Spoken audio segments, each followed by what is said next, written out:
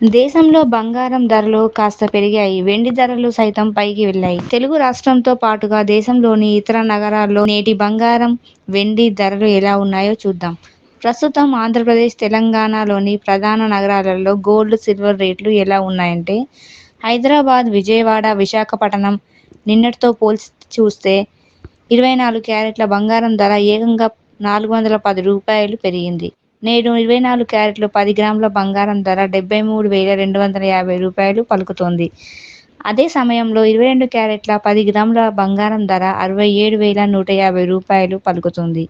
ఇక వెండి విషయానికి వస్తే కిలో వెండి ధర రూ. 91,500గా ఉంది. దేశ రాజధాని ఢిల్లీలో 22 క్యారెట్ల పసిడి ధర రూ. 67,310 గాను, 24 క్యారెట్ల బంగారం ధర రూ.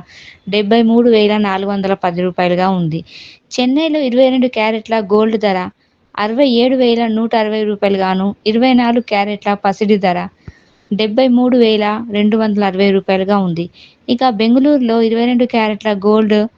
67,160 గాను, 24 క్యారెట్ల పసిడి ధర రూ.